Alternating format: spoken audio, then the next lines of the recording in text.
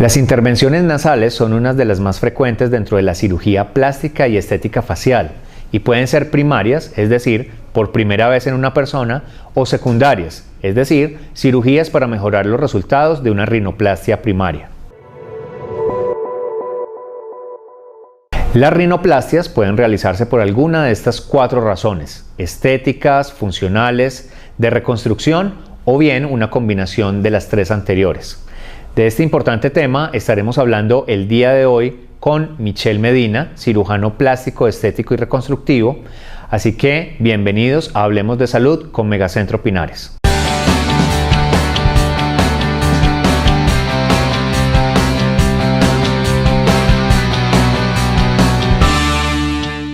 Doctor Michel Medina, bienvenido a Hablemos de Salud con Megacentro Pinares. ¿Cómo está? Muy bien, Juan Carlos. Gracias por la invitación. Bueno, nosotros felices de tenerlo nuevamente en nuestro programa. Hoy vamos a tener un tema muy especial y es la rinoplastia. Cuéntenos, doctor, ¿qué tipo de cirugías existen relacionadas con la rinoplastia? Sí, Juan Carlos. Básicamente, a través de la historia de la evolución de la cirugía de nariz, encontramos que quizás las principales quejas en tiempos remotos eran funcionales. Después estamos hablando de historia antigua. Los primeros cirujanos que hubo de cirugía de nariz descritos incluso en sánscrito están en la India hace más de 1500 años, 1800 años, y fueron pioneros, fueron gente muy tenaz porque además habían desarrollado técnicas de anestesia y técnicas de acupuntura que permitían hacer bloqueos nerviosos y permitían hacer intervenciones no dolorosas. Después vino el desarrollo de nuestra civilización occidental y se crearon unos arquetipos de la belleza, en donde, digamos, en el caso de nosotros, la belleza occidental es altamente exigente por los medios. Los medios crearon unos patrones que de la influencia del Imperio Romano básicamente se han seguido. Todavía tenemos gran ascendente del Imperio Romano y se buscan un arquetipo de belleza muy influenciado incluso en la época ya después de Miguel Ángel, donde él describe las proporciones faciales y donde encontramos ya hoy en día que definitivamente la nariz es el epicentro de la cara. Entonces, en términos reales, hoy en día la cirugía de nariz, pues no solamente la estamos necesitando en nuestra sociedad para vernos bien dentro de un contexto social interactivo, sino también funcional. Entonces, hoy en día la cirugía se podría decir que debe ser tanto funcional como estética, tanto el aspecto externo como la compleja anatomía valvular y estructural interna que tiene la nariz. Doctor, hablemos un poco acerca de cómo es el proceso preoperatorio de una cirugía de nariz.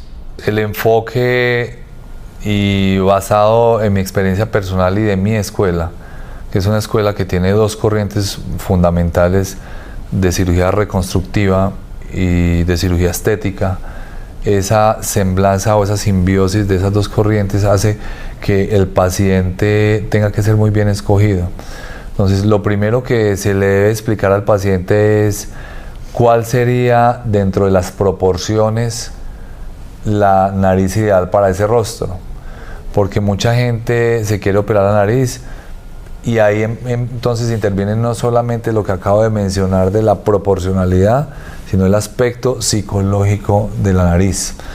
Y el aspecto psicológico de la nariz ocupa un capítulo muy grande en la cirugía plástica del mundo, porque tiene que ver incluso con rechazo a los patrones heredados. Cuando una persona de sexo masculino o femenino ha tenido una pésima relación con alguno de sus 2 padres, muchas veces no se quieren parecer a ellos. Entonces, todo ese tipo de análisis hay que tenerlo presente, porque los cambios estructurales que pretenden los pacientes deben estar muy sopesados con una muy buena historia clínica. Y de ahí viene entonces la argumentación de uno como especialista, primero para dar unas recomendaciones puntuales sobre qué sería lo ideal, o eventualmente decir, usted no necesita una cirugía de nariz. De pronto la consejería se debe derivar por otro lado. Pero cuando un paciente definitivamente tiene una nariz que no corresponde a sus rasgos de proporción dentro de los 3 tercios faciales que describía Miguel Ángel, en donde hay un equilibrio perfecto entre el tercio superior, medio e inferior y los sentidos transversales de la cara. Entonces hay que ver también la parte estructural esquelética, que desafortunadamente muchos colegas, dependiendo de su ascendente de escuela, los pasan inadvertidos, pero que vale la pena que los tengan presentes, y tiene que ver con la parte estructural anatómica, incluso de la oclusión, porque cuando hay un pobre desarrollo en el tercio inferior que se llama una micrognatia o una mandíbula retruida o echada para atrás pequeña, que es una frecuente aparición que va de la mano de las narices desproporcionadas en muchas mujeres, por ejemplo, que tienden a tener clase 2 esquelética, o sea, mandíbulas pequeñas y narices prominentes, y es un motivo de consulta, en cuyo caso la consejería debe ser complementaria y debe ser un diagnóstico completo. El paciente no se puede ver como a través de una rendija viendo solamente el tercio medio y la nariz, en cuyo caso se debe dar una muy buena consejería de las necesidades puntuales para alcanzar esa belleza o esa proporcionalidad ideal en la cara.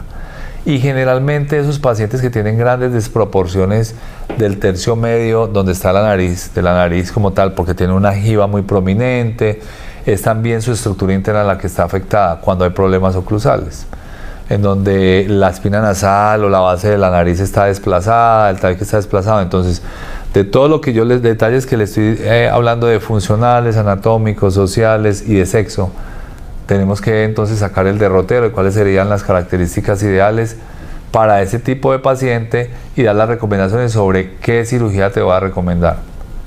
Doctor Medina, tenemos 2 clases de cirugía de nariz, la abierta y la cerrada. Quisiera que le explicáramos al público cuál es la diferencia entre ambas, en qué consiste. La cirugía abierta, como su nombre lo indica, implica una sola incisión, o sea, un solo corte, que expone, se va dando la vuelta por el reborde de la fosa nasal, llega a la base de la nariz, hace una pequeña incisión en la base de la nariz y gira nuevamente hacia la otra fosa nasal. Esa es la vía de acceso o el puerto de acceso en general, que permite después levantar y despegar cada una de las partes anatómicas y exponer la anatomía completa de la nariz a cielo abierto, o sea, usted puede ver cada uno de los detalles y medirlos. Y la otra técnica, que es la más antigua y la más conocida tradicionalmente, pero que entra hoy en día casi que en un balance o en una disputa en ciertos casos clínicos, es la técnica cerrada. Se llama cerrada, pero realmente también hay que abrir. Es una técnica que tiene 4 incisiones o 4 heridas quirúrgicas y que se hace intranasal. Comparte solamente la que se hace en el reborde nasal interno con la rinoplastia abierta, pero tiene otra que es interna, que es al lado de la válvula interna nasal, y que sirve entonces para hacer el acceso intranasal, que se llama cerrado, pero que finalmente tiene que ver con la experiencia, y para su escogencia básicamente no puedes ser tan dogmático, porque depende de la escuela del especialista, de la experiencia del especialista y de las características anatómicas del paciente y la necesidad puntual. En el caso mío, yo practico las 2 técnicas dependiendo muy acertadamente del tipo de paciente y las necesidades de los cambios puntuales que se necesiten.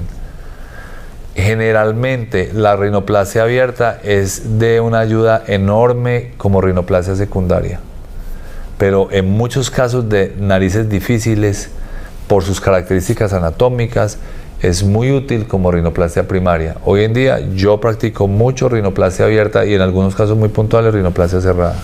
Doctor, cuéntenos cuáles son las complicaciones posoperatorias más recurrentes en la cirugía de nariz.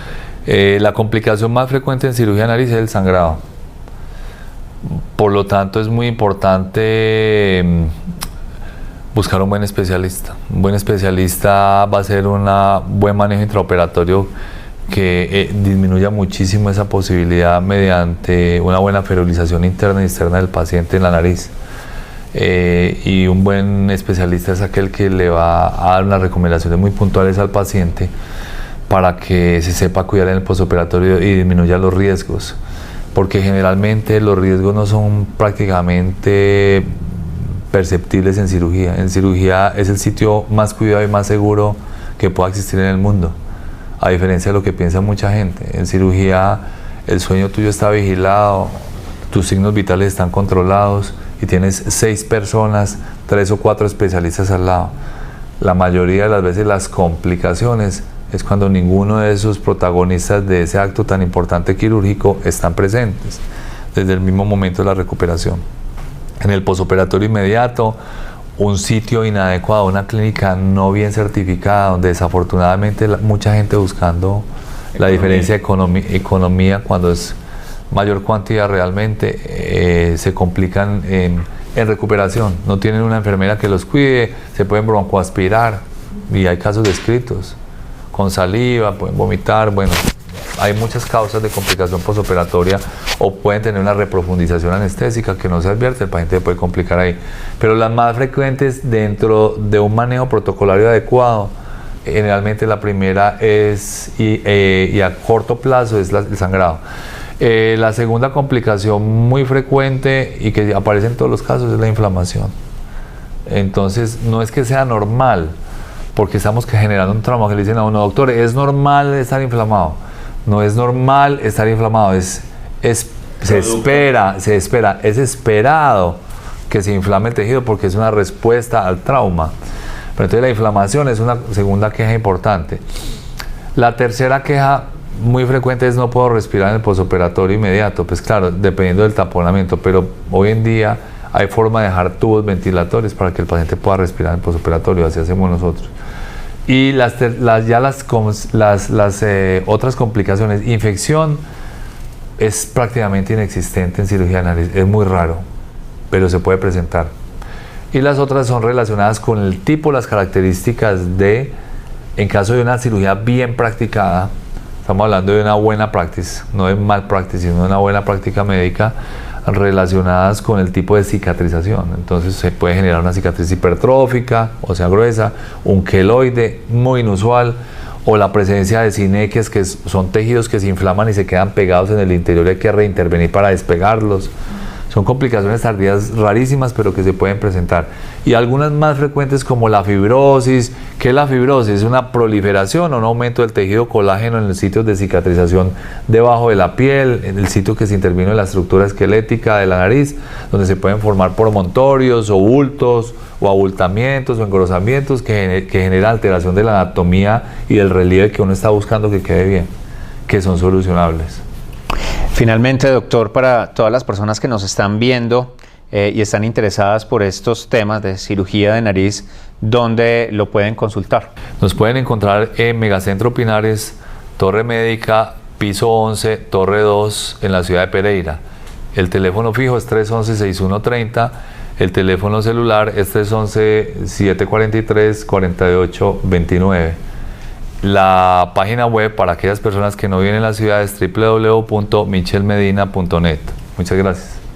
Y a todos ustedes recuerden que tenemos una nueva cita en nuestros canales en YouTube, en nuestra página web www.megacentropinares.com.